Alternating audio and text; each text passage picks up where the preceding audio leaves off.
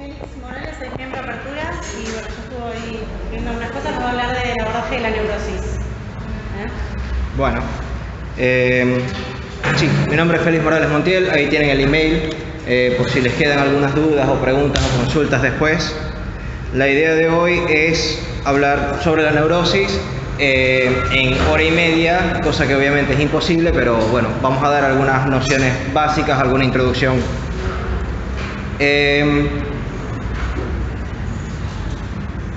Mi idea, especialmente por el tiempo que tenemos y por la hora que es bastante temprano, es que les pidiera que dentro de lo posible, por favor, participen con lo que puedan. Si no lo quieren hacer, no importa, o sea, no hay drama. Sin embargo, creo que favorecerá un poco, especialmente porque tendremos esta sesión y ya. Por lo que si se quedan con dudas, me pueden escribir por el email, pero obviamente no será lo mismo. Esto lo estoy grabando. Si hay algo que quieran decir sin la grabación, díganme, lo pauso y hablamos eso que queremos decir sin la grabación y después le doy play otra vez. La idea de la grabación no es que no podamos decir ciertas cosas, sino que quede registrado y después quizás ustedes u otras personas interesadas lo puedan escuchar. Ahí en la pizarra escribí algunas cosas, no sé si las llegan a leer todas, así que lo voy a comentar igual. Bueno, ahí está mi nombre y acá está lo que puse como título, que es básicamente el enfoque que le quiero dar a esta clase, que es pensar la neurosis como la castración como respuesta a no hay la relación o proporción sexual. Esto obviamente es lo que vamos a desarrollar, pero digámoslo rápidamente que en el psicoanálisis partimos de una verdad, que es que no hay la relación o proporción sexual, y la neurosis es una respuesta posible frente a esto. Es decir, esta verdad, que no hay la relación o proporción sexual, es algo que nos incomoda, ¿sí? Culturalmente, digámoslo así. Es algo que nosotros no podemos digerir. Frente a eso hay una respuesta posible, hay otras respuestas posibles, pero esta, la que vamos a estudiar hoy, es una respuesta posible, que es la neurosis, que frente a el no hay la relación o proporción sexual, dice, bueno, entonces lo que es la castración.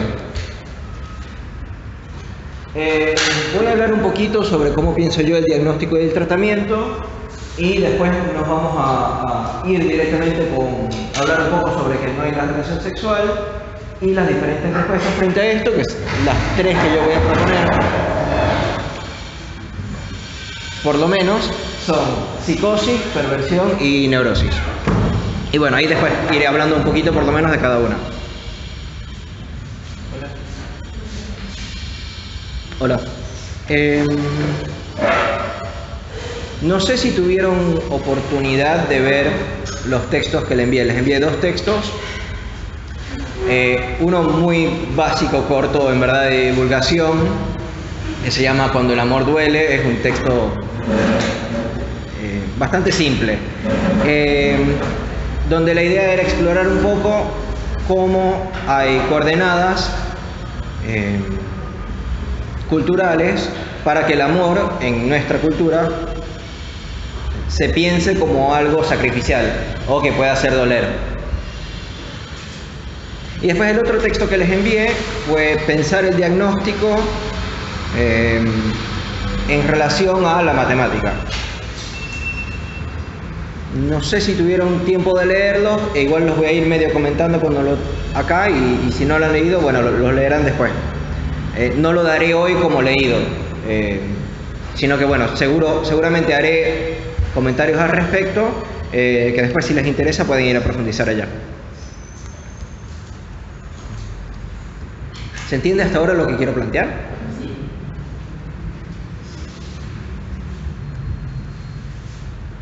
Bueno, primero hagamos un comentario sobre por lo menos cómo pienso yo el diagnóstico y el tratamiento.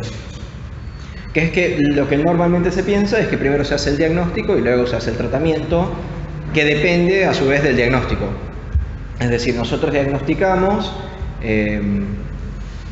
si diagnosticamos neurosis o diagnosticamos cualquier cosa A, entonces a esa A le va a corresponder un tratamiento.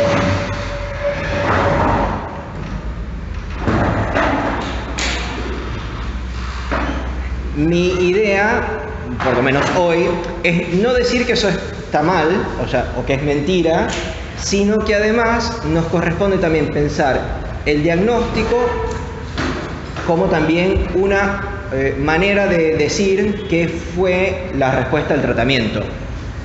¿Sí? Es decir, nosotros, si estamos posicionados como analistas, estamos ya ofreciendo cierto tipo de tratamiento, experiencia, dispositivo, como ustedes lo quieran llamar, ¿sí? Espacio.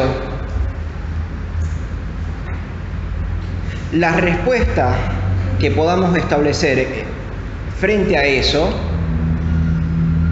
será justamente lo que nosotros vamos a diagnosticar.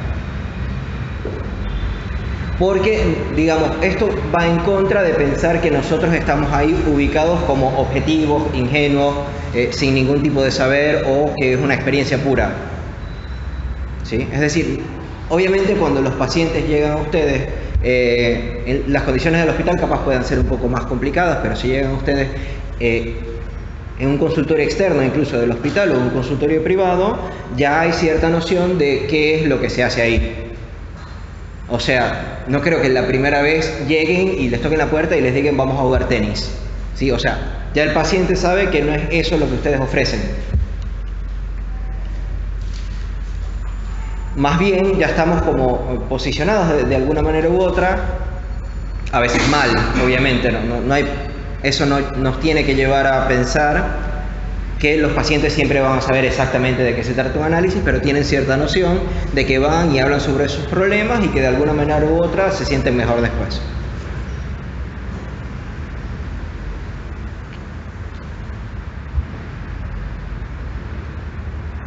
Si ustedes están posicionados, digamos, como analistas y practican algo que tenga que ver con el significante, con aquello que no se significa a sí mismo, que solo representa un sujeto para otro significante,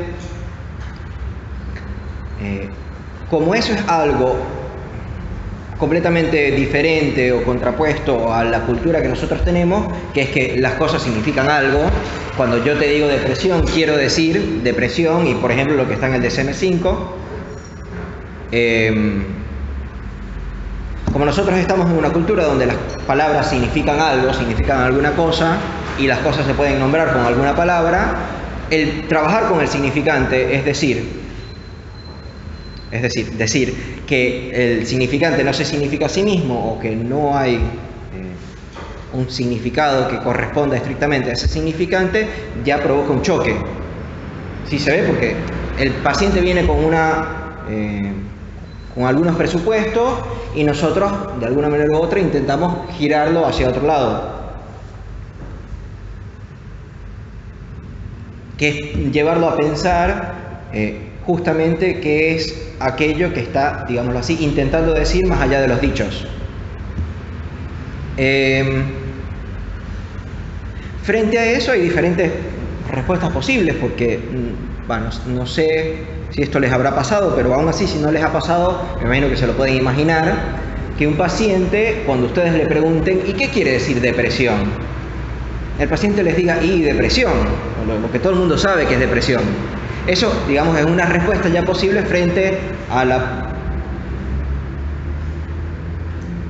al instrumento de nosotros que sería el significante. Obviamente otra respuesta posible es, para mí depresión quiere decir esto, o no, en verdad digo depresión porque a mí mi madre me dijo desde chiquito que yo era un niño deprimido.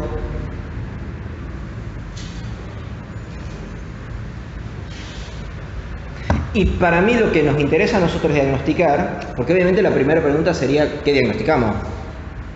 ¿Sí? Porque la pregunta, o sea, si diagnosticamos a la persona que viene, si diagnosticamos al caso, si diagnosticamos el goce, si diagnosticamos...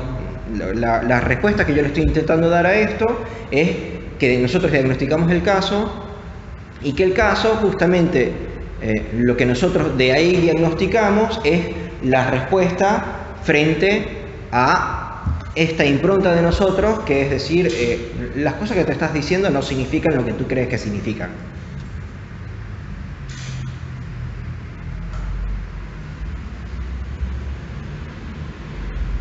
O, para decirlo de otra manera, usted está diciendo ahí en lo que está diciendo, más allá de lo que cree que está diciendo.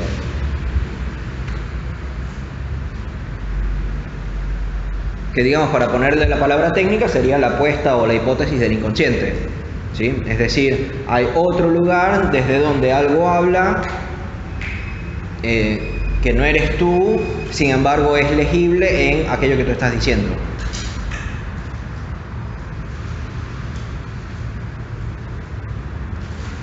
Y en ese sentido quiero hacer esta crítica o comentario posible sobre la noción de que primero viene el diagnóstico y después viene el tratamiento, porque no sé si bien, pero justamente lo que estoy intentando plantear es que el diagnóstico se hace sobre aquellas respuestas frente al tratamiento.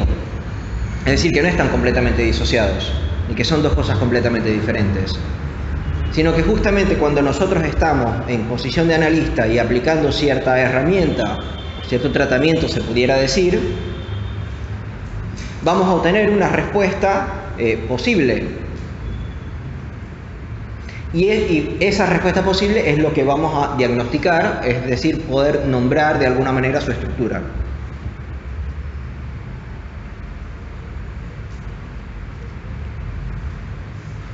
Quiero hacer una salvedad a esto, además, para que no pensemos que nosotros somos los únicos que estamos ahí en posiciones, digámoslo así, activas.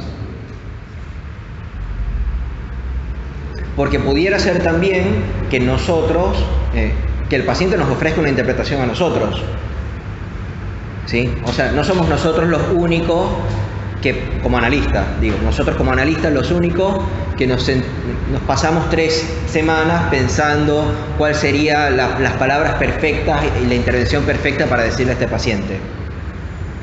Los pacientes también muchas veces nos llegan con algo que para ellos les resultó maravilloso, una posibilidad de hacer algo pasar en el análisis, y puede ser que nosotros digamos, no me parece que tiene que ver por ahí.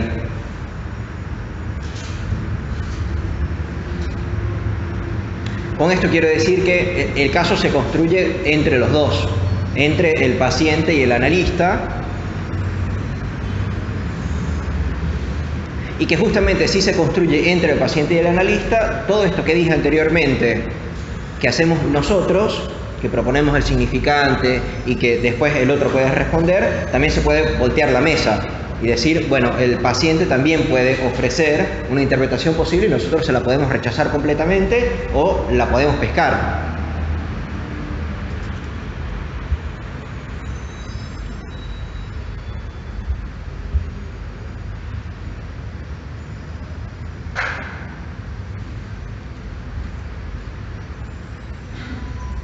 Esto lo digo también porque no quiero que el diagnóstico, por lo menos lo que vayamos a hablar de hoy, se reduzca a que nosotros pensemos, digamos, tipologías de personas, como en el horóscopo, por ejemplo.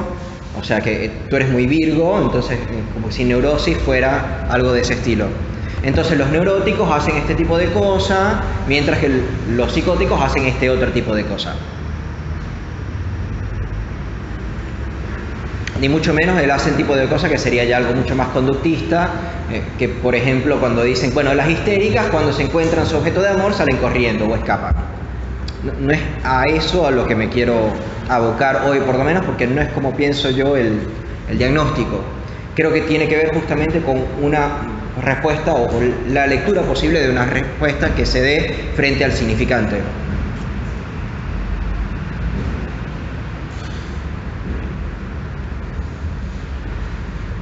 Respuesta que si bien puede ser a través de una acción, también puede ser a través de la introducción de una palabra, a través del disminuyendo de un sufrimiento, a través de el nacimiento, digámoslo así, de otro síntoma, la revelación de una verdad, etc.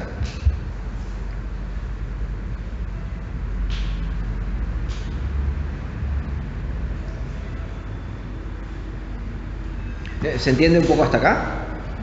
No sé si hasta ahora tienen alguna pregunta o... Ok. Bueno, verán que yo escribí unas letricas ahí, pseudo matemáticas,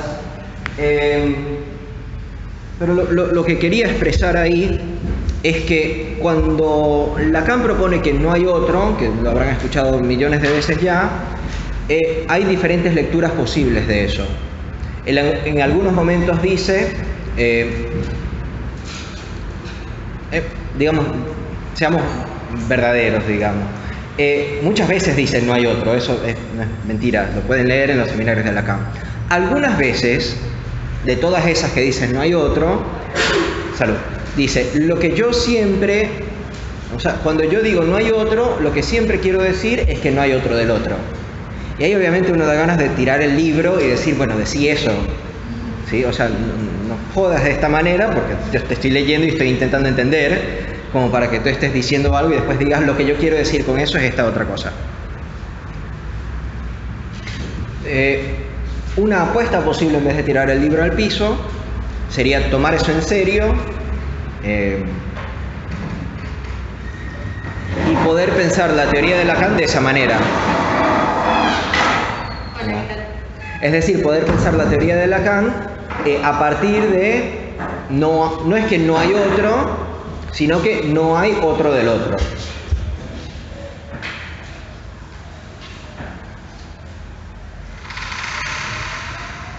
Porque si nosotros pensamos que el psicoanálisis tiene algo que ver con el lenguaje, eso sí lo dice Lacan 30.000 veces, se los puedo ubicar bien en el seminario 11 y el seminario 24, porque es ahí donde yo lo he ubicado, pero seguramente lo estará en muchos lugares más, que Lacan dice la herramienta del psicoanalista es la palabra, o la herramienta del psicoanalista es el significante. Digo que está tanto en el 11 como el 24, porque no quiero que después alguien me diga, ah, pero eso es algo del primer Lacan o del segundo Lacan, y ya después al final de Lacan, entonces ya es puro goce y el significante no tiene nada que ver.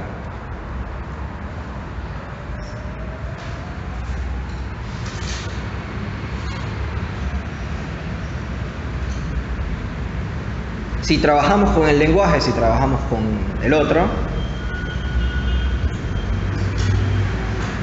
habría, digamos, dos maneras de pensarlo. Un otro completo, es decir, donde ya ahí está todo, absoluto más que ya ahí está todo, pero bueno, voy paso a paso. Digámoslo así, una manera sería pensar que todo es lenguaje. Que creo yo que es la...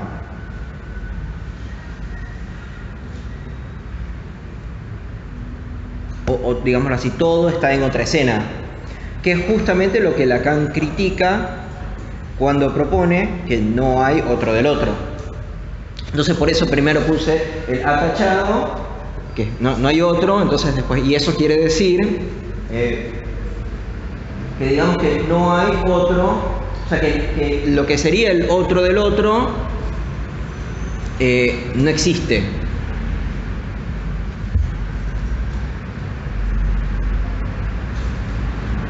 No sé si ustedes conocen las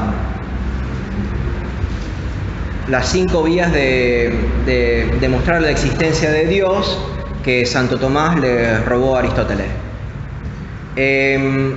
Son 5 vías, los pueden buscar si les interesa. A mí me parecen un poco interesantes, pero por la falacia evidente que hay ahí. De hecho, yo estudié en un colegio católico y era bastante de los niños buenos, y la única vez que casi me echan fue un poco divertido y un poco nerd, salud, casi me echan justamente por estarle debatiendo al profesor algo de lógica, que era que el Santo Tomás propone que, bueno, si vemos una piedra en movimiento, una roca en movimiento, es porque alguien la puso en movimiento. Y si alguien la puso en movimiento, o sea, por ejemplo, un pie lo puso en movimiento. Y si ese pie puso la piedra en movimiento, a su vez, ese pie tuvo que haber sido puesto en movimiento también. ¿Se entiende la lógica? ¿Sí?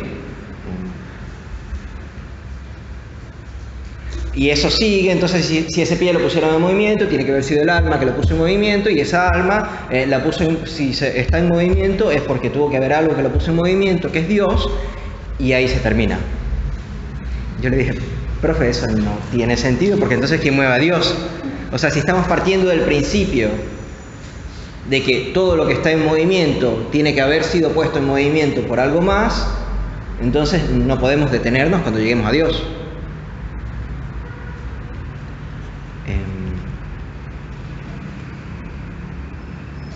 El Dios ahí justamente está como no barrado, se entiende como absoluto. Todo en el mundo está sometido a una regla, que es que para estar en movimiento tiene que haber sido puesto en movimiento, menos un algo, ese un algo es Dios, obviamente, que no está sometido a esa regla.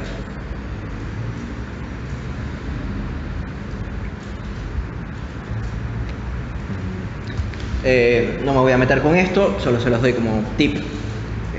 Me parece una manera buenísima de pensar las fórmulas de la sexuación, ¿sí? O sea,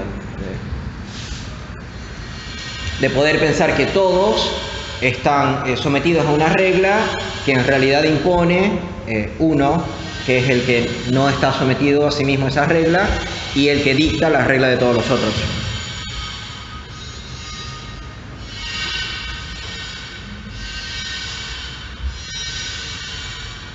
Y eso, a mi juicio por lo menos, es justamente lo que nosotros vemos en la neurosis. Es decir, frente a la legalidad posible, que sería para estar en movimiento, algo te tiene que haber puesto en movimiento, establece que hay un algo que no se somete a esa regla, que comúnmente en la jerga psicoanalítica lo llamamos padre.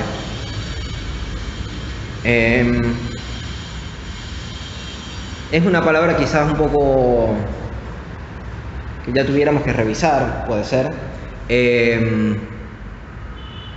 Ese puede ser, obviamente es un eufemismo. Es algo que tuviéramos que revisar, pero bueno, para no alargarnos en eso, lo que les propongo es que llamemos padre a este ente o este ser que no cumple las reglas que todos los otros tienen que cumplir, y que a su vez dicta esas reglas que todos los otros tienen que cumplir.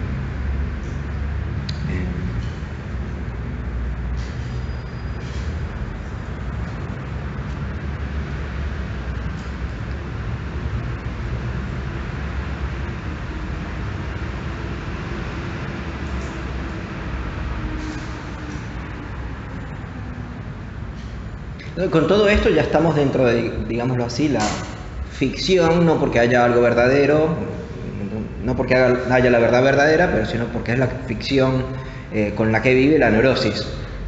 Es decir, pensar que hubo, esto se ve en el trauma también, no sé si lo pueden asociar con el trauma, que es que hubo un momento primero donde estaba todo feliz y después de eso sucedió algo que ahora le molesta la existencia al padeciente durante el resto de su vida, y que si eso no hubiera pasado, entonces yo estaría perfecto.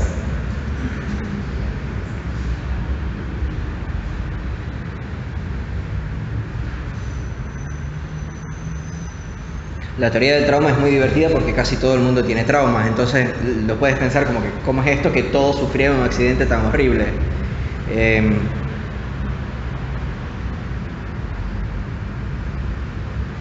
Y además el trauma, no sé si ustedes en la obra de Freud también, todas estas cosas tienen esta problemática, que es que siempre se regresa. Entonces, ¿dónde empieza el trauma? Porque si el trauma es algo que tiene que efectivamente haber acaecido, o sea, si es algo que en verdad sucedió y que desde ese momento el paciente tiene la vida jodida por el resto de su vida, o sea, y todo estaba perfecto antes, ¿cómo es que algo tan perfecto, y digámoslo así, cómo es que eso perfecto no fue inmune? ¿Sí? O sea, ¿cómo se dieron las posibilidades dentro de esta perfección para que se dañara el resto de la vida? Entonces, por eso siempre, no sé si al principio el trauma creo que está como a los 8 años y después lo va regresando como a los 6 y después a los 3, después trauma de nacimiento, hasta por eso necesita justamente el padre de la horda, por este tipo de regresión que se hace.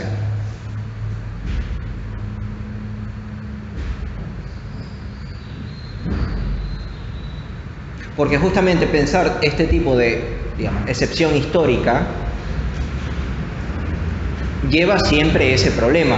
Es el mismo problema de si sí o no se necesita hacer análisis para poder ser analista, ¿sí? La pregunta, lo digo así, enfatizando el carácter de sí o no de lo necesario, porque si es necesario, digamos. No estoy hablando de si es beneficioso, o si sería bueno, o si conviene. Estoy hablando de que sea necesario. Es decir, que sin eso no sea posible.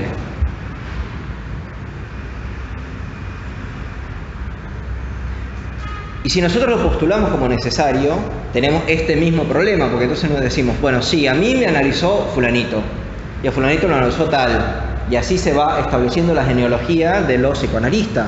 Pero el problema es cuando se llega al primer psicoanalista, que digamos que Freud.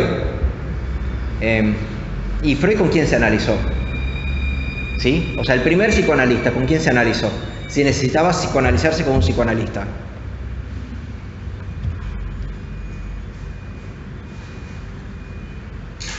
La respuesta canónica es que fue con Fliess, pero eso no resuelve el problema. Lo único que hace es sustituir el primer psicoanalista de Freud al primer psicoanalista de Fliess. Entonces la pregunta viene otra vez, ¿con quién se analizó Fliess?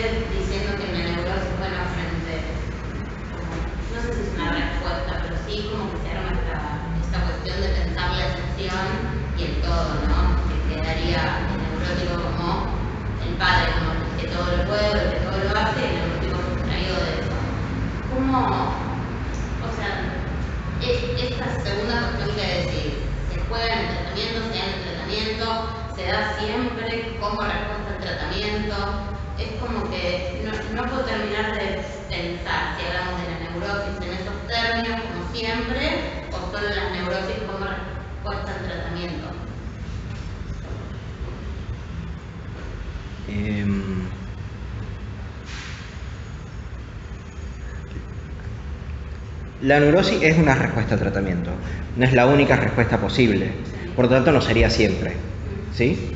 O sea, algunas veces tuviéramos un caso neurótico, otras veces tendremos un caso psicótico, otras veces no tendremos caso, ¿sí? Porque puede ser que nosotros nunca nos logremos posicionar como psicoanalista o nunca haya una respuesta ahí, la persona vaya simplemente a hablar de qué fue lo que pasó esa semana en su vida. Entonces, en ese sentido no sería siempre. Es una respuesta posible que de hecho, digámoslo, diría que es la respuesta frente a la cual el psicoanalista sabemos que puede hacer algo, ¿sí? Digamos, me parece que hay un consenso bastante mayoritario y bastante estable, bastante fundamentado, de que con la neurosis los psicoanalistas podemos hacer algo. Con la psicosis, con la perversión, con la locura, hay como más, hay más debate, por lo menos. No me interesa meterme en eso ahorita. Pero claro, lo que estoy diciendo es que justamente frente a nuestra posición ahí, habría la posibilidad de armar algo que tenga estos términos que yo estoy diciendo ahora, que son, digamos, la norma y la excepción, o sea, que se juegue respecto de eso. Una manera clínica de ver eso es justamente el trauma. me imagino que ya lo habrán visto, cuando ustedes les proponen, ¿y qué te pasó en la infancia? Te dicen de una vez que fue, o sea, ya la noción de trauma está muy presente en nuestra cultura. O sea, no es algo novedoso que ahora el psicoanalista le presenta al paciente y el paciente dice, sí, quizás eso sí tenga que ver con mi infancia. Ya esos no son los tiempos en los cuales nosotros vivimos. La noción de trauma, por lo menos con la manera en la cual yo estoy proponiendo la neurosis, estoy definiendo la neurosis, es una noción, la noción de trauma, es una noción profundamente neurótica. O sea, es una manera neurótica de pensar qué es lo que sucede. ¿Qué es lo que sucede? O sea, a mí esto que me sucede,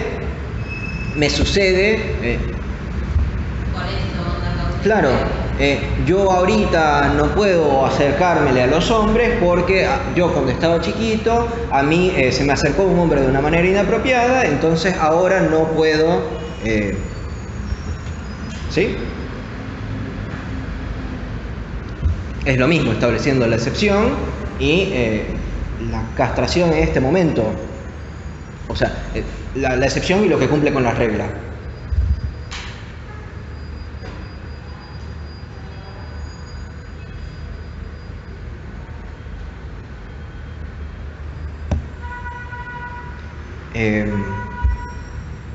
Y además con esto, esto nos libera también de las preguntas de si la neurosis es, digámoslo así, si es construida en un análisis o si el paciente viene con ella. Porque justamente lo que estamos diciendo es que no, siempre estamos hablando de un caso, de lo que se construye en un análisis.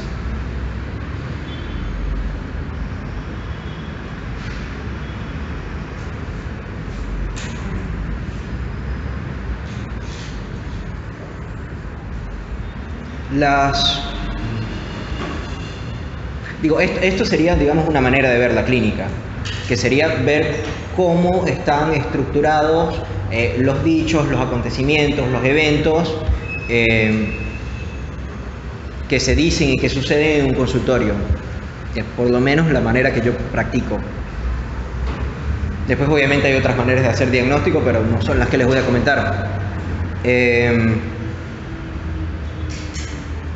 Porque en este sentido me parece que nos deshacemos de todo el problema que conlleva el individualismo, y que es pensar que la enfermedad está en el paciente.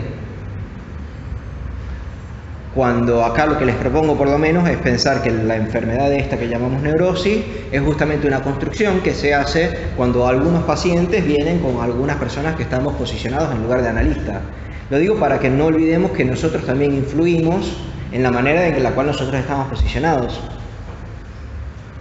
O sea, nosotros no somos una posición aséptica que venimos y le decimos al paciente, digamos, nada, para que el paciente ahí dibuje libremente. Nosotros estamos ahí diciéndole, hable y ahí yo voy a conseguir algo donde usted está diciendo algo más allá de lo que en verdad cree que está diciendo.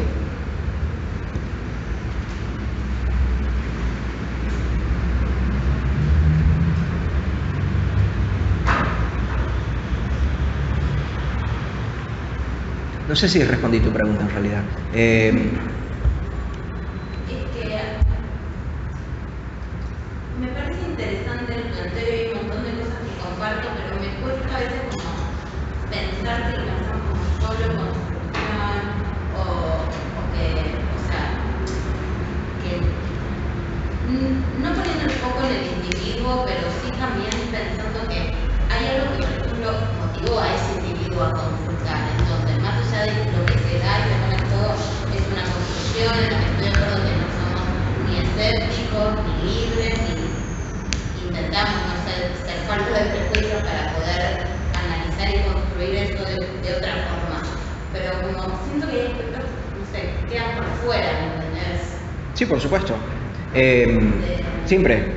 Sí, no. O sea, porque el problema es que... No, ojo, porque es muy importante esto. Cuando nosotros delimitamos el campo de nuestra acción, obviamente hay cosas que van a quedar por fuera. Hay preguntas habilitadas y preguntas que no están habilitadas. ¿sí? Por ejemplo, esto que estás diciendo de que el individuo vino con cierta motivación, el problema es si la motivación es del individuo.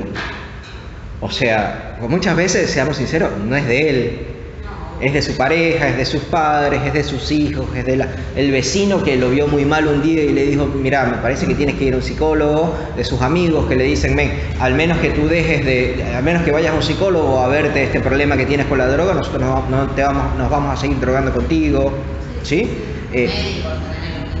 Claro, porque además la motivación, ¿por qué viene a un psicoanalista? O sea, ¿por qué no va a un cura? ¿Por qué no va a un curandero? ¿Por qué no va a un mago?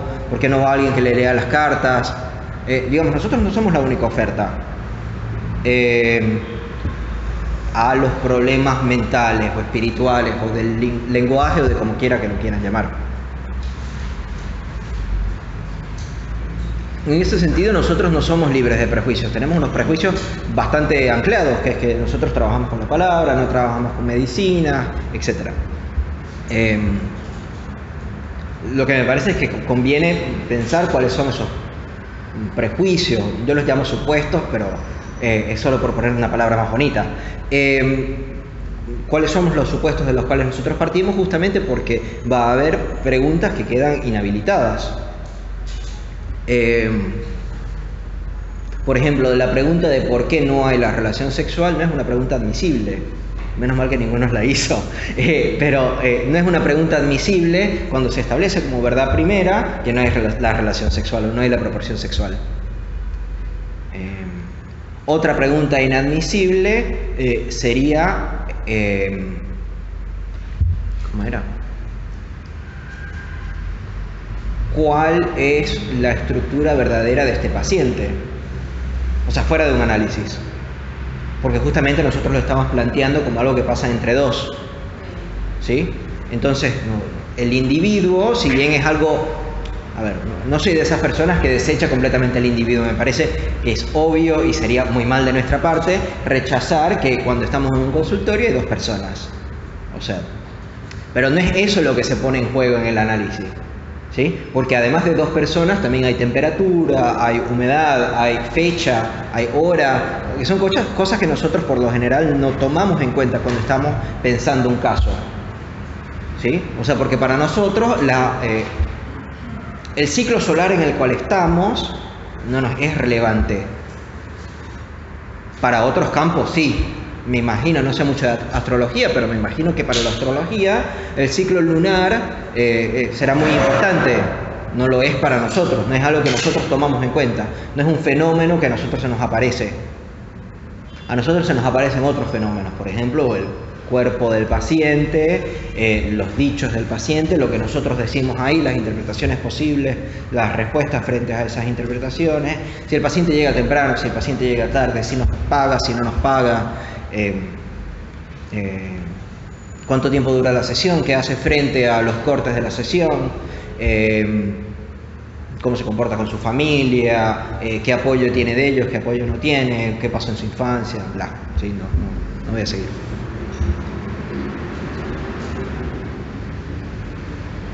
Pero ciertamente para nosotros hay ciertos fenómenos que quedan del costado, o sea, no son cosas que nosotros tomamos en cuenta. Y justamente por eso es que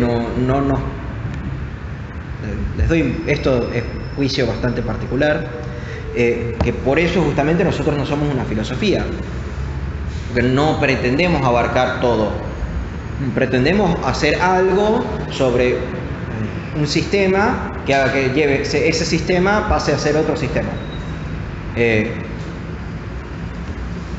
Y justamente lo que nosotros hacemos es esa práctica en el medio, que permite, que posibilita, que lleva que de un sistema vayamos a otro. Este primer sistema del cual estoy hablando es justamente la neurosis, donde tenemos una norma y tenemos una excepción frente a eso.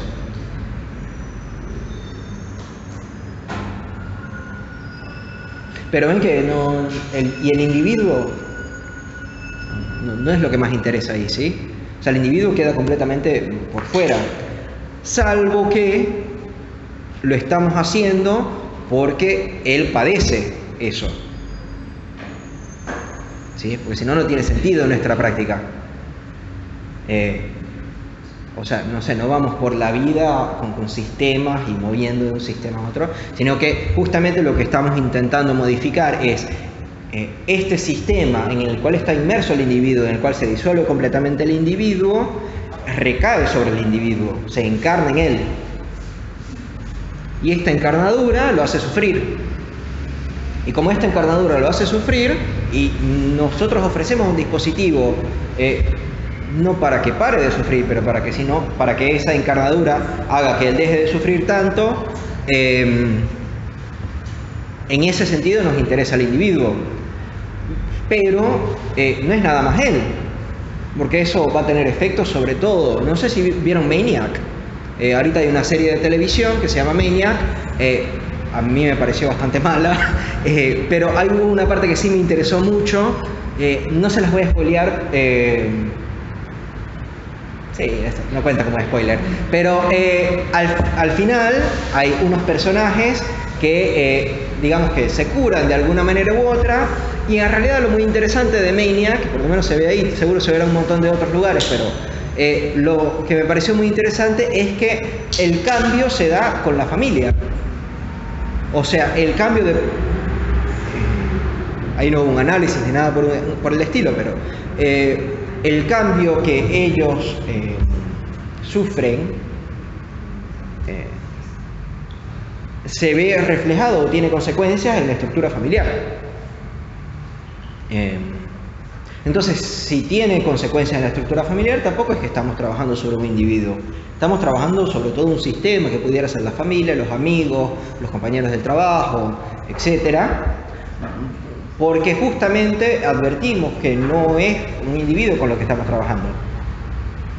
¿Sí? Se trata de algo, un sistema que está recayendo sobre el individuo, en el cual el individuo está inmerso. Pero que si él cambia, va a cambiar todo lo otro. Porque justamente se cambia la narrativa. O sea, ya él deja de ser el niño gordito que no sé si esa palabra se dice acá, alcahuetea. ¿Cómo? Lo que hacía Dora con el padre, que es que le permitía... Lo que hacía Dora con el padre, que le permitía hacer todas las fechorías. ¿Cómo se llama eso? ¿Cómo? En fin, no importa. El gordito de la familia, el gordito hijo menor de la familia, que le permite al resto de la familia hacer todas sus fechorías, cuando él cambia de su posición, obviamente la familia enfurece porque ya no puede seguir cometiendo esas fechorías, porque él ya no lo está permitiendo.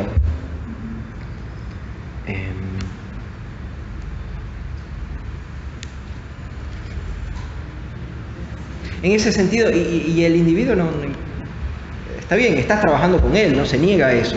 Es la persona que está viniendo al consultorio, es probablemente la persona que vaya a sentir más los efectos de alivio de este tratamiento que estamos haciendo. Sí, todo bien eso, pero no es lo más importante, porque el caso va por otros lados.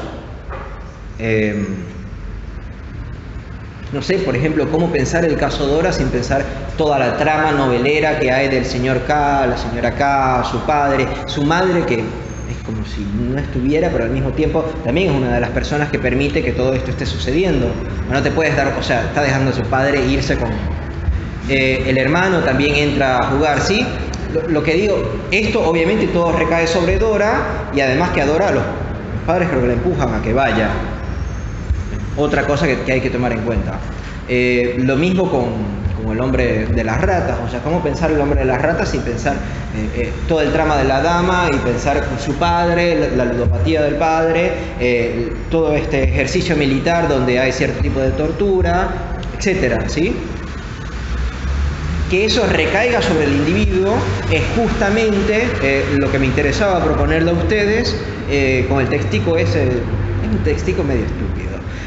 Pero básicamente donde quería proponer que el amor era sacrificial, porque justamente el amor lo que hace en la neurosis es exigirle un sacrificio a esta persona o a alguna persona de dar un poco de sí para poder completar al otro. Es decir,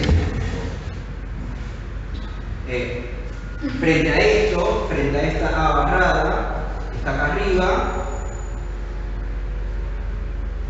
el neurótico dice, bueno, para completarte, yo te voy a ofrecer una partecita de mí,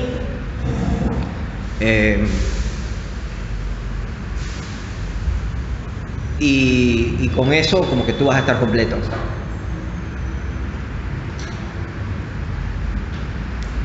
No sé si han visto que en la Biblia la castración no es nada más del prepucio de los niños. Sí, obviamente es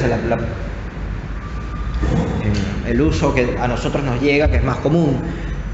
Pero si no me recuerdo, creo que también hay como castración del brazo.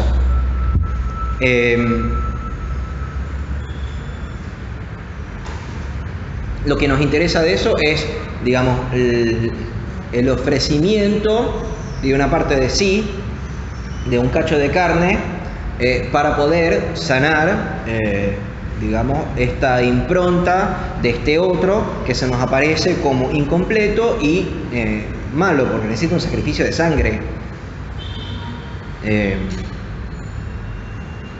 Y ahí justamente con esta encarnación es lo que nos permite pensar que hay un caso ahí, ¿sí?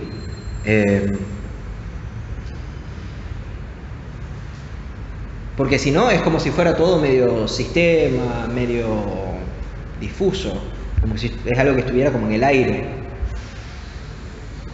Pero lo que nos interesa de la neurosis es que el neurótico, por lo menos el paciente, es aquel que se comió eso, que dijo, bueno, dado todo este problema que hay en el aire, yo lo voy a solucionar, y la manera que lo voy a solucionar es dando una parte de mí.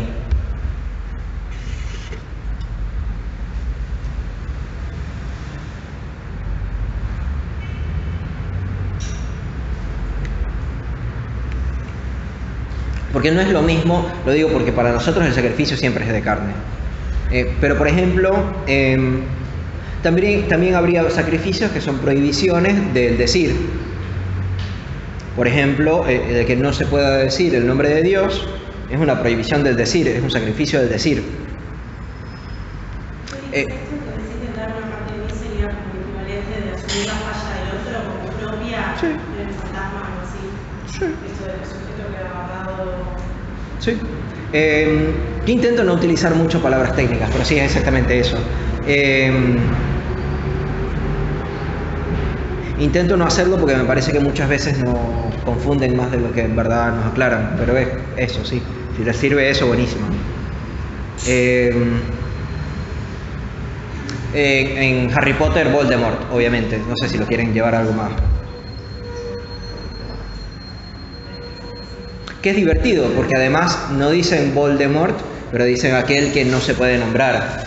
Entonces el nombre de Voldemort pasa a ser aquel que no se puede nombrar, sin embargo sigue teniendo su nombre, que es el que no se puede nombrar.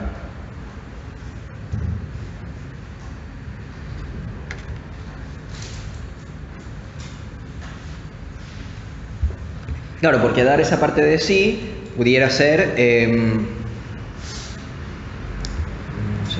no salir tan bien en el colegio como pudiera serlo, dar una cabezada a otro jugador en el final de la Copa Mundial, prender y apagar la luz, es dar algo. Y ese algo, la característica que tiene, es que uno, me hace sufrir a mí, y dos, yo lo hago como manera de hacer completo al otro.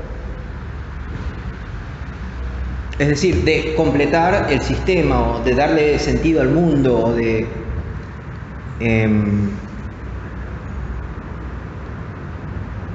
hacer que aquella falla que yo cometí en mi infancia ahora se deshaga, o pagar mis culpas por eso.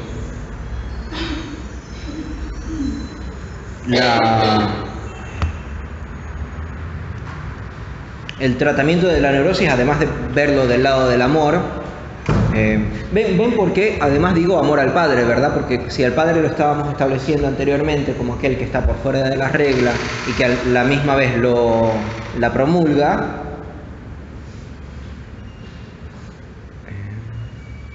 justamente la maniobra que hace la neurosis para poder sostener eso es darle algo de sí para que él pueda ser aquel que promulga la ley.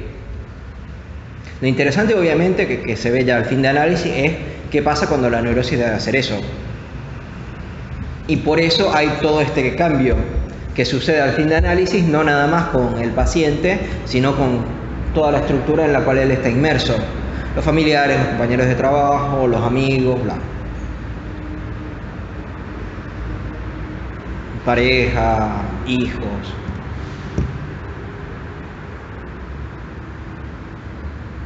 Porque ahora, en vez de estar dando una parte de sí para que el sistema esté completo, él lo deja de dar, entonces el sistema se desbalancea completamente.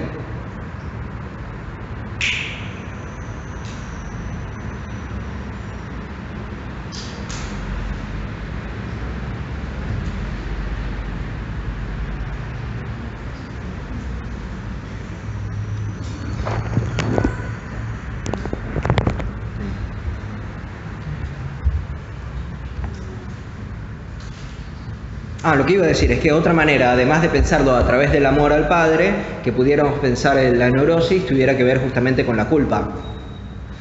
¿Sí?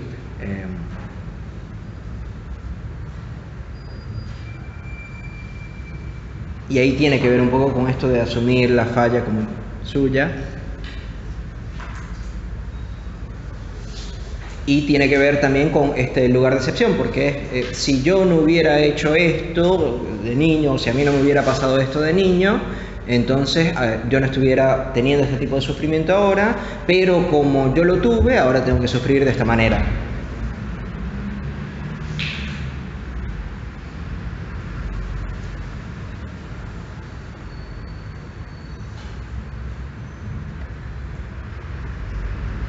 Porque, no sé, me imagino que esto lo habrán visto, que no hay una relación entre tus prácticas de niño y cómo tú eres de adulto.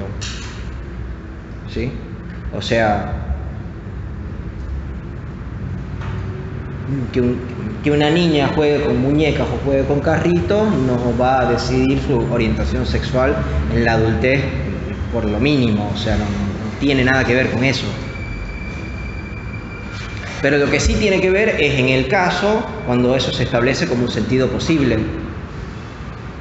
que es justamente lo que nosotros ofrecemos, que hubo otra escena que nosotros llamamos la niñez, pero que pudiera ser otro momento o mis fantasías o mis sueños que le dan sentido a esta realidad que yo estoy viviendo. Entonces se arma una conexión entre mi homosexualidad y el jugar con muñecas de niños, ¿sí? O sea,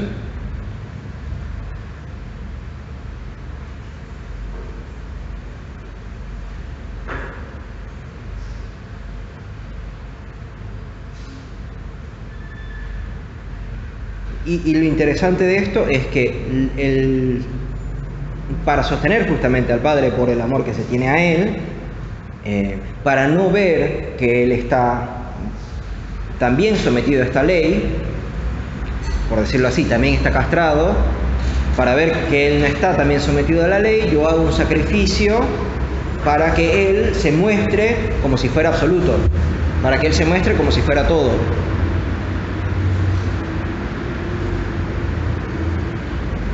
Y este sacrificio a mí me genera culpa. Es todo una ficción, un show que se va montando que a mí me parece un poco divertido, pero obviamente no lo es cuando lo estás padeciendo.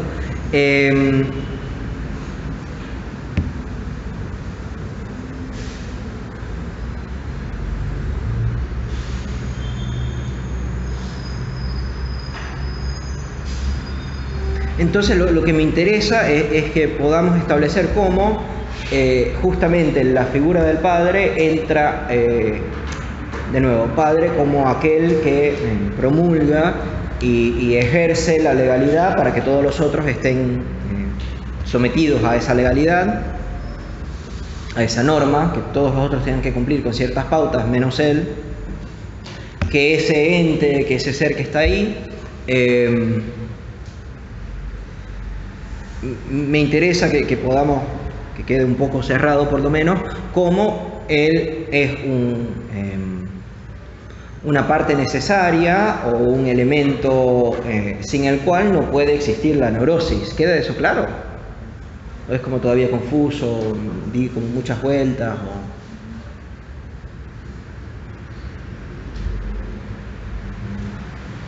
O sea, porque necesito que se establezca esto para que después podamos hablar cómo lo que yo considero que sería la cura de la neurosis sería justamente desabsolutizar,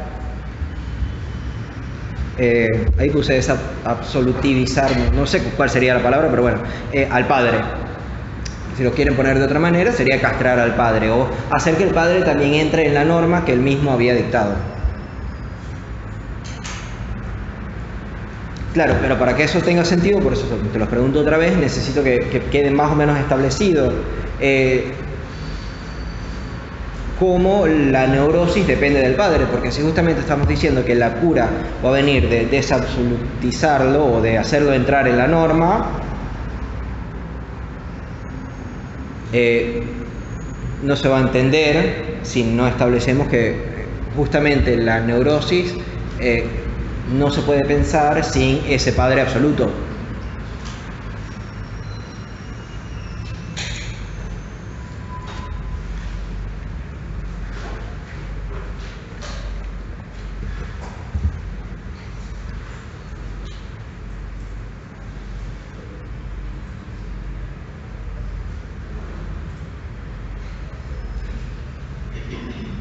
Bueno,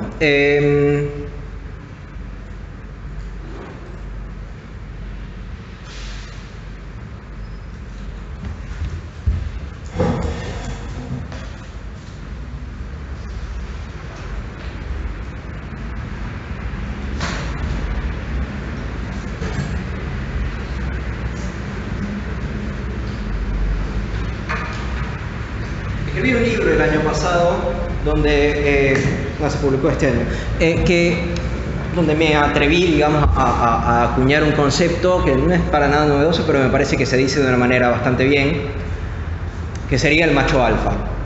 Obviamente si recurrimos al macho alfa, como se ve la relación con el padre de la horda, ¿sí? Ahí creo que no hay que dar mucha vuelta, pero lo que me interesa de postular del macho alfa es la paradoja que se establece cuando pensamos que alfa es una letra. Saben que alfa es una letra griega, que es la A, digamos, de griega. Y fue esa especie de pescadito que escribí ahí debajo del alfa. Creo que lo interesante de la cura de la neurosis y o sea, la utilidad de este concepto que les propongo, no sé, después me podrán decir, me parece que no sirve para absolutamente nada. Creo que los conceptos son herramientas que nosotros podemos utilizar para pensar la clínica, si no, no tienen sentido. Lo propongo como herramienta para pensar la clínica justamente en el sentido de que nos permite pensar que ese elemento supuestamente completamente por fuera de la ley, que sería el macho alfa, ¿sí? El que él mismo impone la ley, también está sometido a la ley del lenguaje, en tanto ser letra, ¿sí? Es uno de mis chistes no muy chistosos, ¿sí? O sea, como me parece algo como que queda bonito, o sea, que queda algo relativamente bien dicho. Y justamente les quiero proponer que de eso se trataría la neurosis, que sería de someter también ese lugar o hacer entrar también ese lugar del macho alfa a una instancia del lenguaje, ¿sí? Es decir, el macho alfa también es legible, o también se puede leer, también se puede decir, también está sometido a sus propias normas. Porque justamente lo que estamos diciendo es que la neurosis sufre de este padre absoluto, de este padre que no está sometido a las normas que él mismo, el padre, dicta. Es como si fuera un padre más allá de las normas, un dictador también se pudiera decir.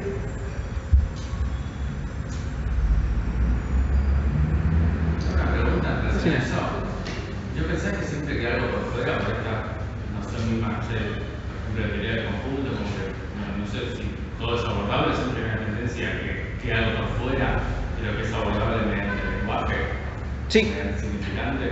Y que eso de quedar por fuera es asimilado políticamente calmado, como por completo, como el otro del otro, Sí. el otro sin falta. Sí, completamente de acuerdo. Lo interesante es qué lugar se le da a eso, o dónde se pone. Porque un lugar posible de dárselo es que tenga una consistencia completamente extralingüística. ¿Sí? Es decir, que sea verdaderamente algo por fuera del lenguaje.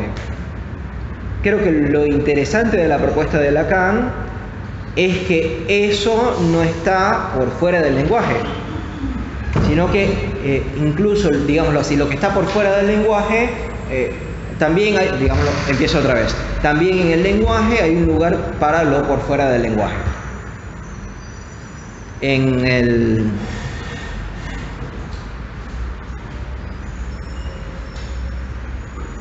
términos del enlace con Romeo me parece que se ve bien.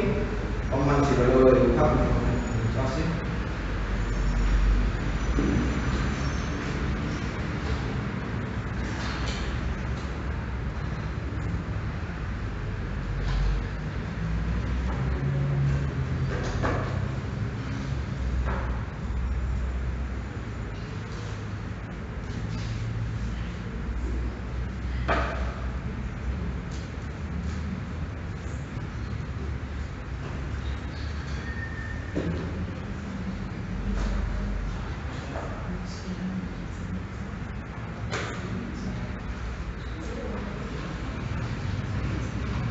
Bueno, creo que es así, si no lo puedo buscar en Google.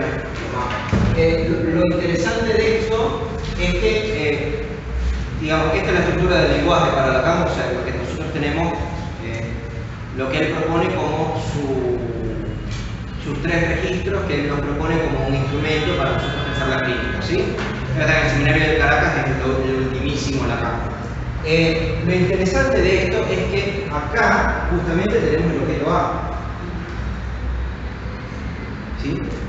Que es uno, los que nos permite sostener el lenguaje, o sea, nos permite sostener todo lo otro, porque si no hubiera este lugar, o sea, es la importancia del calce, de que sean los tres. Pero al mismo tiempo está en el centro y es vacío. ¿Sí? Acá vendría esto a este lugar, pero a condición de que se tome como letra. En ese sentido, estoy completamente de acuerdo con lo que estás postulando, ¿sí? O sea, que hay algo, digámoslo así, que no está completamente sometido al lenguaje, ¿sí? Hasta ahí estamos bien. Pero el problema es que creo que lo que propone Lacan es que eso no implica que esté por fuera del lenguaje. ¿Por qué? Porque el lenguaje tiene un agujero. ¿Sí? Que el lenguaje tenga un agujero primero significa que no hay otro, en el sentido de que no hay otro del otro. Porque si el lenguaje fuera completo, ¿sí? Y todo fuera lenguaje, no habría nada por fuera del lenguaje. Sí, debemos decir que está articulado, pero no es articulable.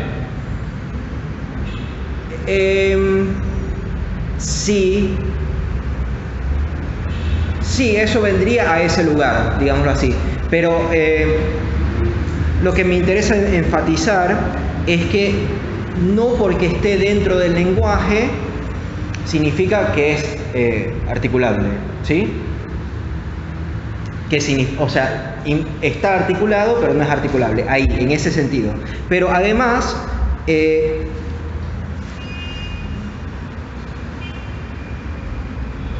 lo opuesto a esto, digámoslo así, sería el santón, que ahí sí le diéramos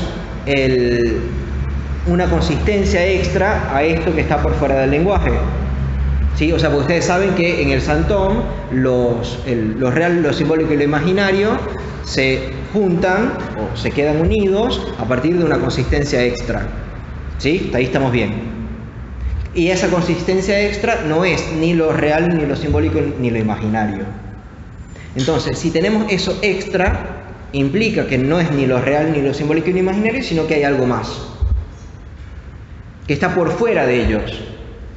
que los excede o que no es articulable solo a partir de ellos tres. Con el Santón, con el Horacio Borromeo, tenemos, digámoslo así, algo completamente diferente, que sería que ellos tres se sostienen a partir de ellos mismos. Es decir, que no necesitamos algo por fuera, que fuera extralingüístico, completamente diferente del lenguaje, sino que ya articulando el lenguaje, de cierta manera, podemos lograr incluso incluir aquello que está por fuera de él. ¿Cuál es el lugar de eso? Tenemos dos lugares en realidad, el objeto A y lo real. Eso está por fuera del lenguaje, sí. Y adentro. Porque si no, el problema es que si no lo postulamos, digamos, por fuera del lenguaje, obviamente si después digo y adentro, estoy haciendo trampa. O sea, lo estoy diciendo mal. No tengo una mejor manera de decirlo. Pero es una crítica muy válida la que estás haciendo, en el sentido de que, y por eso digo que está por fuera del lenguaje, porque si no se cree que estoy postulando solo algo de sistemas o algo que solo fuera articulable. Y creo que justamente no. Creo que la apuesta de Lacan no es que todo sea articulable, porque eso nos daría un otro absoluto. ¿Sí? Nos daría algo, que sería el lenguaje, que está por fuera de aquella norma que el mismo lenguaje establece del no todo. Pero sí que hay algo que queda por fuera, ¿no es también suponer que hay un otro del otro? No. Que hay algo por fuera del discurso. Sí, claro, en lo que estaba nombrando como el Santón, pero si lo establecemos como que también está dentro, no. Porque lo que estamos postulando no es nada más que está fuera, sino que está fuera y dentro. Digamos lo mejor, es formalizable dentro del lenguaje, o sea, dentro del lenguaje se puede formalizar un lugar para aquello que está por fuera de él. ¿Sí? O sea, lo que quiero decir... Me parece más simple pensarlo como banda de Moebius que como adentro o afuera, porque si no queda como... Está bien, pero el problema es que nosotros no tenemos palabras para bandas de Moebius. O sea, nuestras palabras van, nos establecen adentros y afueras. Y por eso está completamente de acuerdo, ¿eh? No estoy diciendo que no. Estoy diciendo que yo por lo menos no he encontrado una mejor manera de pensarlo. Porque extralingüístico está por fuera, pero no hay banda de Moebius lingüístico. ¿Sí? ¿Y el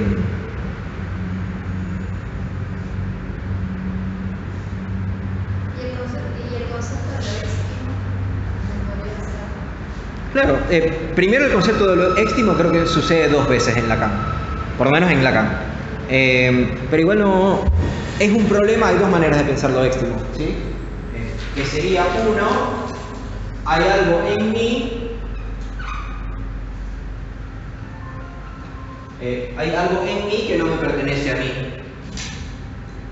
pero está en mí, ¿sí? O sea, es algo que yo me, digamos así, me comí del otro. Pero hay otra manera de pensar lo éxtimo,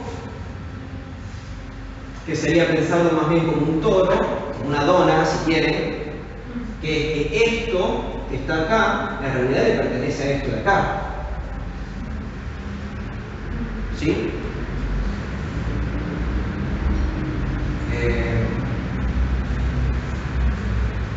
Yo trabajo, digamos, más con esta que con esta.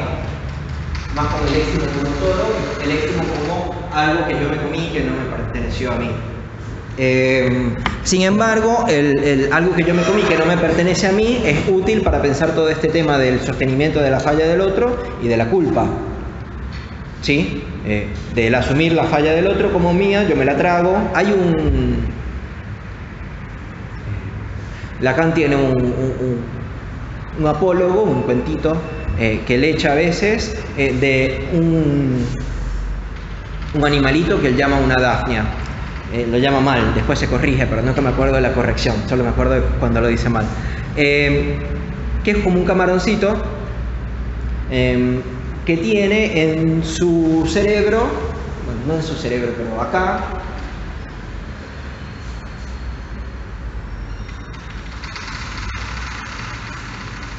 tiene un vacío que para estabilizarse el animalito este agarra una piedra y se la mete ahí mismo. en su cavidad del oído. ¿Qué es lo que le permite estabilizarse? Pero Lacan dice, ¿y qué pasa si un experimentador malévolo toma ese animalito y en vez de meterle ahí una piedra, le mete un pedacito de hierro, por ejemplo? Y después toma un imán y lo mueve a su antojo. Saben que el hierro sí lo puedes atraer con un imán. Así me parece que hay que pensar un poco la neurosis, de que tomó algo por fuera, como un pedacito de hierro, y ahora es movido por otra cosa que parece absoluto. ¿Sí? Pasa que ahí como que nos seguimos en la lógica de adentro y afuera, como que eso de, no sé, como que me cuesta como pensarlo desde ese lugar. Por otro lado tengo la lógica de la banda de Moebius o más en el entre, como algo que no termina de ser ni adentro ni afuera. Claro, pero me preguntaste por el concepto de éxtimo, que el concepto de éxtimo justamente me parece problemático porque sostiene, porque tienes externo e íntimo. Ahí tienes el dentro y el afuera. Esa contradicción justamente rompe con ese adentro y afuera. Claro, no precisamente, porque el problema es que sigue sosteniendo que hay un adentro y un afuera. Al decir externo y al decir íntimo, por más que los mezcle, sigues teniendo un adentro y un afuera. O sea, el éxtimo se puede tomar como que están el dentro y lo fuera mezclados. ¿Sí? Habría otra manera de pensarlo donde ni siquiera tenemos, o sea, donde lo éxtimo. Por eso, para mí, Lacan no lo toma como un buen concepto. Lo nombra un par de veces, pero no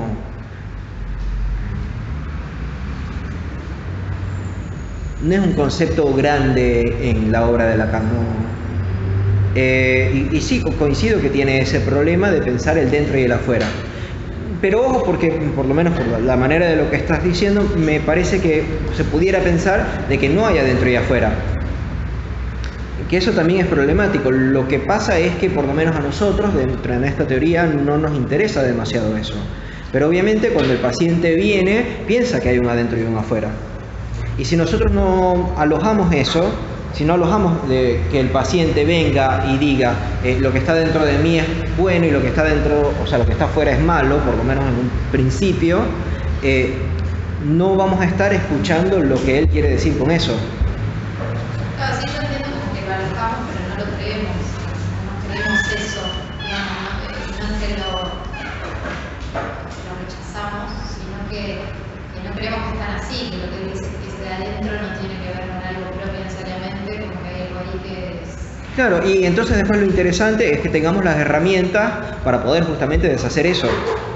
Que me parece que ahí va con cosas tipo lo éxtimo, con ideas tipo esta del imán, con pensar las cosas más como una manera de toro. El problema es que obviamente a esto un paciente no se lo vas a decir, no vas a decir tú eres un toro. O sea, no, eso no funciona. Sin embargo, por eso insisto en que se tratan de herramientas para que nosotros mismos podamos deshacernos de este tipo de pensamiento binario para adentro y afuera y poder pensar las cosas de otra manera. Para mí, para eso es la función número 1 de la matemática en Lacan.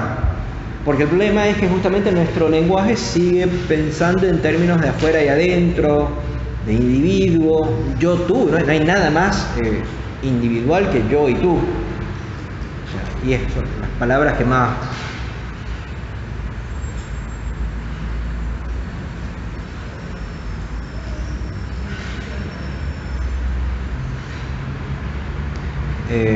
¿Hay algo más o sigo un poquito más?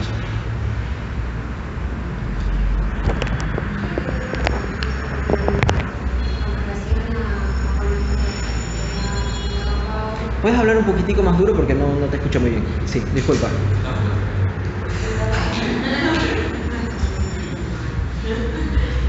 Bueno, con relación a esto que habían hablado, que había articulado Pau, y esto que habían dicho de, neurosis, psicosis, el neurosismo es una respuesta al modo de hablar que propone el dispositivo analítico, digamos, una respuesta que se genera ahí de una manera como bastante interesante. Y justo ayer habíamos tenido había venido un comentador a una clase nuestra que tenemos había comentado el tema bueno, el concepto de responsabilidad subjetiva. Había articulado una cita de Estudios sobre Histeria de Freud en el que decía, bueno, ahí hablaba del yo, pero todavía decía como el yo tomó una posición con respecto a eso que le pasa. Sería como toda la responsabilidad. Y con relación a, bueno, a este tomar posición de acuerdo al modo en el que, al modo de hablar que el dispositivo propone, si por ahí no se podría pensar que esto de la responsabilidad quizás que toma el sujeto, porque tampoco entiendo muy bien a qué va con esta posición que tiene que tomar, ¿no? Una posición, no sé, por ahí pensar si esta posición no es una posición neurótica o una posición más histérica, una posición más obsesiva con respecto a eso que le pasa, y ahí ya estamos hablando de, bueno, de un sujeto que tomó algo con relación a lo que le está pasando, como que esto que decías, por ejemplo, de que a veces viene una persona a hablar de lo que le pasa en la vida y viene a hablar de lo que le pasa. Entonces ahí no hay como una respuesta o a la impronta de lo que se propone. Ok.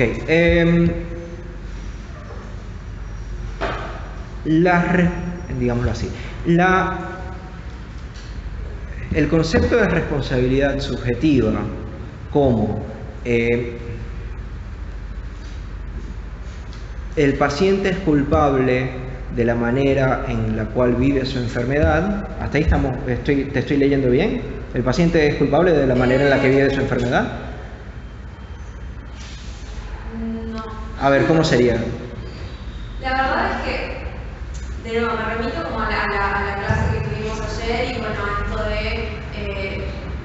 esta persona como que se hablaba bastante del concepto de responsabilidad y culpa en sí, sino bueno, hablaba como esto de tomar posición, lo cual como que a mí me quedó como medio en el aire, como que a qué se refería con tomar posición. Digo, ahora que lo estás diciendo por ahí, pienso si no se podría pensar en tomar posición, básicamente eso que le pasa, como una posición más excesiva, una posición más histérica, una posición más juega, y eso ya no sería como, bueno, está como implicándose con lo que le pasa, digamos, a diferencia de no tomar ninguna posición. Claro. Una respuesta subjetiva a eso que le pasa. El problema es que pensar que el paciente es el que toma la decisión, ya estás dando ya es una respuesta frente a este dispositivo, donde se trata de algo entre, ¿sí? Entonces ya ahí yo diría que hay una respuesta, que me parece a mí que no sería la respuesta, por lo menos no es la respuesta con la que yo trabajo con que la respuesta viene del caso, no viene de la persona. Porque justamente es un caso, digamos, este ejemplo que tú estás dando es un momento límite, digamos, y es un momento límite bastante, a mi juicio, bastante divertido, que es que el psicoanalista, al proponer la responsabilidad subjetiva, está proponiendo un individuo, ¿sí? Es decir, que está haciendo colapsar el dispositivo analítico, como yo lo concibo, que es entre. ¿Se entiende? Y ahí justamente al mismo psicoanalista proponer el concepto de responsabilidad subjetiva y al él colapsar el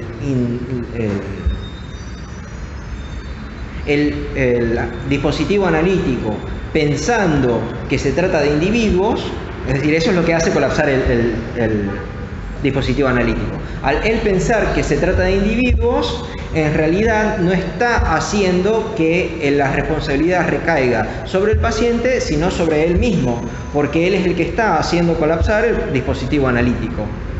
¿Se entiende? O sea, la respuesta frente al dispositivo analítico la está dando él, al decir se trata de individuos. Yo por lo menos con ese tipo de responsabilidad subjetiva no trabajo. No me parece un concepto, por lo menos como te lo estoy diciendo, puede ser que mañana hable con quien sea que ustedes hablaron y podamos llegar como a una especie de dialéctica. Sin embargo, por lo menos así planteado, de que es el individuo el que toma la posición frente al... En realidad, ahí el individuo que está tomando la posición frente al dispositivo analítico es el analista. no es el paciente. Es el analista el que está diciendo se trata de individuos. Entonces se trata de yo, que no estoy implicado acá, por eso no es mi responsabilidad, y el paciente, bueno, él verá qué es lo que hace y de eso tendrá que ser responsable. Yo lo que estoy proponiendo es, digamos, casi lo opuesto, en el sentido de decir, está bien, es el analista el que tiene que tomar la decisión de qué se va a proponer, pero lo que va a proponer es justamente que no se trata de él, sino que se trata de un espacio donde hay algo que se dice más allá de él, el analista y el paciente, y que ese algo que se dice más allá del analista y el paciente tiene que ver con el lenguaje. No tiene que ver con ninguno, o sea, con algo de los dos, sino que es algo que se construye entre ellos dos cuando logran aceptar que no se trata de ninguno de ellos dos. Si no hay una aceptación tanto de parte del analista como de parte del analizante de que se trata de algo que, bueno, no sé, pasará, si alguno de ustedes se analiza, pueden ir y decirle a su analista, le pueden decir, mira, me parece que eso no se trata de mí, sino que se trata de algo del dispositivo. Lo más probable es que el analista les vaya a decir, no, me parece que se trata de ti, o hacete cargo, o cómo eres tú responsable de eso. ¿Sí? En ese, por lo menos para el dispositivo que yo estoy proponiendo. Obviamente no es mío, no es que yo tuve la genialidad de que, pero lo que le estoy hablando, ¿sí? Me parece, estamos pasados de la hora, así que el que se tenga que ir, váyase, no hay problema. Lo que estoy diciendo es que por lo menos con este dispositivo que yo les estoy proponiendo, el analista justamente tiene que tratar de sostener de que no se trata de ninguno de ellos dos, sino que se trata de algo que pasa entre ellos dos, justamente en contra de cualquier posibilidad de responsabilidad subjetiva que haya, porque no hay algo que responder ahí. En todo caso será el analista el que responda por haber proporcionado un dispositivo tan loco donde no se trata de individuos, sino que se trata de algo que sucede más allá de ellos o entre ellos.